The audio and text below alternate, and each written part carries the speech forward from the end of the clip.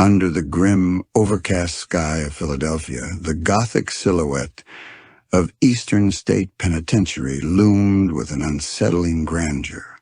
For years, I'd dreamed of stepping inside this ancient prison, drawn by a historian's curiosity and that strange pull toward the unknown. When I finally clutched the special permit in my hand, my heart hammered against my ribs like a trapped bird. The heavy iron gates clanged shut behind me, the metallic groan echoing through the cavernous space. The cold air hit my face, a stark contrast to the humid spring day outside. This wasn't just an old building. Its walls seemed to whisper with the agony, loneliness, and madness of hundreds of souls trapped within. My flashlight's feeble beam danced across dusty corridors, and each step I took resonated with a hollow thud, like the very pulse of the prison itself. The EMF detector and voice recorder in my pocket felt less like scientific tools and more like weapons in a ghost hunt. My first stop was Al Capone's luxury cell. Even with its relative comforts, a small radio and some decent furniture compared to the starkness of the others, a pervasive gloom still clung to the air. As I approached the wall, an immediate chill ran down my spine, as if an invisible ice cube had grazed my skin. My hairs stood on end. I swear I felt a presence brush past me, a phantom breath on the back of my neck. That's when my EMF detector began to hum faintly, then quickly escalated to an insistent, high-pitched whine, as if drawing power from an unseen source. "Whoa," I murmured to myself, my voice barely a whisper. "Already?" This place was infamous for its separate system of incarceration, designed over a century ago to isolate prisoners completely. Inmates were forbidden from speaking to one another, allowed only 1 hour of outdoor exercise a week, and condemned to a solitary existence. This radical approach drove many to the brink of insanity, their minds breeding endless delusions behind those unseeing walls. Next, I headed to cell block 12, the section that had always fascinated me the most. This was one of the prison's most notorious wings, where the isolation was absolute.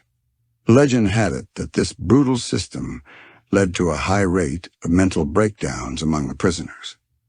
The moment I entered, the air grew incredibly heavy, as if unseen hands were pressing down on my shoulders, trying to push me into the very floor. It was pitch black inside, my flashlight struggling to pierce the profound darkness.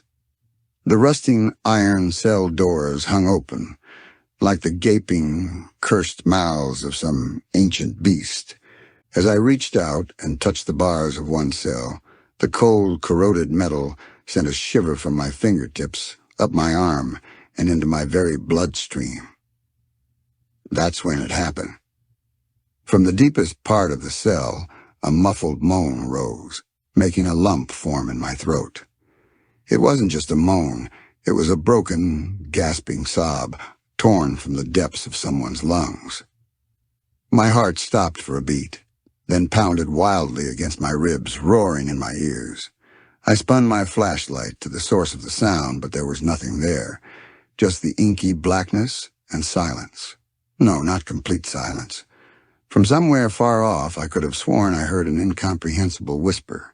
Within seconds, that solitary whisper slowly escalated, layering upon itself, growing in intensity. It was as if dozens of desperate voices were speaking at once, enveloping me in a cacophony of anguished, hopeless murmurs. They buzzed in my ears, burrowed into my brain, seemingly trying to siphon my very soul.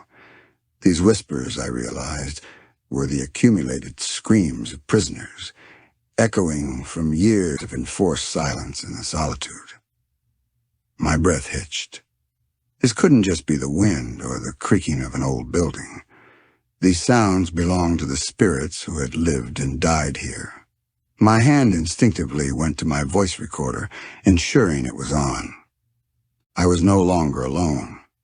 The whispers began to pull me deeper, guiding me into the very heart of the prison, as if urging me to discover something, to uncover a long-buried secret. My path led me to the prison's infirmary. This was where doctors once tried to treat prisoners, sometimes employing controversial and brutal methods. Whispers of lobotomies and electroshock therapy performed here lingered in the air, a chilling testament to the era's medical practices. As I passed a rusted stretcher in the corridor, a sudden, intense smell of ether filled my nostrils. My stomach churned. For a fleeting moment, I saw a blurred image, a man in a white coat, his face devoid of emotion, leaning over a helpless, restrained inmate. The prisoner's eyes were vacant, filled with a profound dread. I shook my head, trying to clear the vision. Was this my imagination or a ghastly memory imprinted on the prison's very stone? My EMF detector went wild, shrieking in alarm. My next stop was the central surveillance tower, the architectural marvel at the prison's core. All the cell blocks radiated from this tower like spokes on a wheel, connected by long corridors. It was an early example of the panopticon design, where guards could see all prisoners at any given moment. But the prisoners could never be sure if they were being watched. This system bred constant paranoia and psychological pressure among the inmates. As I climbed the tower, the sheer, terrifying scale of the prison and its oppressive silence enveloped me. For a moment, I felt like a tiny insect at the center of a giant spider web, expecting a shadow to materialize at any second. Looking down from the surveillance tower, I saw a faint, translucent figure appear in one of the cell blocks, in front of a cell at the very end. It was a male figure, clad in a faded, tattered prison uniform.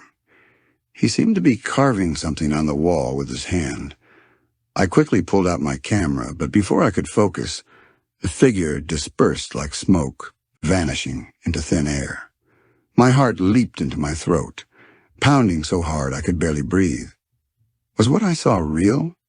Or did the spirits of inmates, driven mad by loneliness and isolation, truly wander these halls? In the 1930s, there was a historical event known as the Great Escape, where inmates took guards hostage and briefly gained control of parts of the prison. Perhaps what I witnessed was an echo of that uprising, or the lingering presence of those who perished in the prison's final desperate days. I had a chilling thought. Could this specter be the ghost of an inmate shot by guards during one of the many escape attempts or riots? As I explored the prison further, hour after hour, I meticulously examined the old graffiti etched into the walls, the names and crude drawings carved by desperate prisoners. Each scratch whispered a story. Some were simply dates, others desperate cries for help. In one small, particularly dark cell, I noticed dry, dark stains on the concrete floor resembling fresh blood. Was this one of the infamous kneeling cells, where inmates were forced to kneel for hours, sometimes days, as punishment? How many prisoners' agony had those stains witnessed? At that moment, a sharp pain shot through my head. My ears began to ring, and for a terrifying instant, I felt a distinct presence, a shadow watching me from within the cell. I listened back to my voice recorder, and this time, the earlier whispers had become horrifyingly clear. I could pick out individual words now. No. Escape. Loneliness. Consumed us. Forgotten. Our screams. Absorbed by the walls. The voices grew steadily louder, as if dozens of ghosts were speaking at once, roaring in my ears. The cacophony became so intense that my knees buckled, and I sank to the cold, dusty floor. These sounds were emanating from the prison itself, from its very memory, from the etched pain in its stones. Just as the voices on the recorder died down, I noticed a strange odor in the room. A sharp, acrid, burning smell, mixed with the usual dampness and old rust. It was as if a fire had just broken out somewhere. That's when I realized it. I wasn't alone in that cell. In the furthest corner, a faint, indistinct silhouette stood in the darkness. At first it was motionless, just standing there.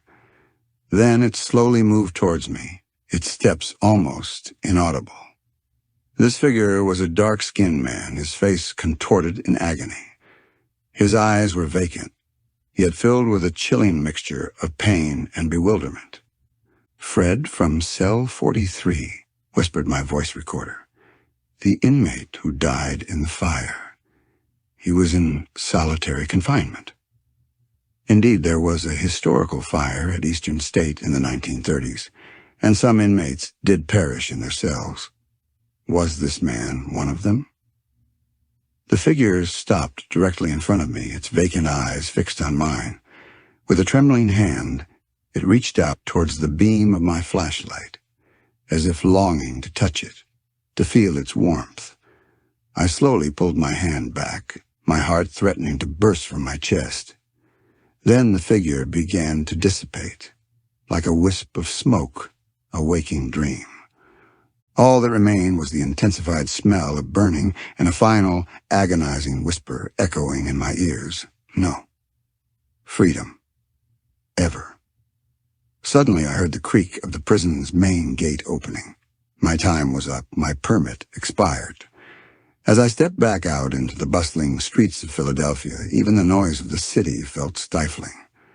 The shadows of Eastern State Penitentiary seemed to cling to me, the whispers still reverberating in my ears. I knew now that behind those walls weren't just dusty pages of history, but living, whispering spirits who had never found peace. And I, in some chilling way, had become a part of them. Eastern State had pulled me in, and I would never be the same. What I had heard and seen in those dark corridors was etched into my mind. The story wasn't over. It simply continued outside, far from me, in its own horrifying silence. And I knew with a certainty that chilled me to the bone that one day those whispers would call me back.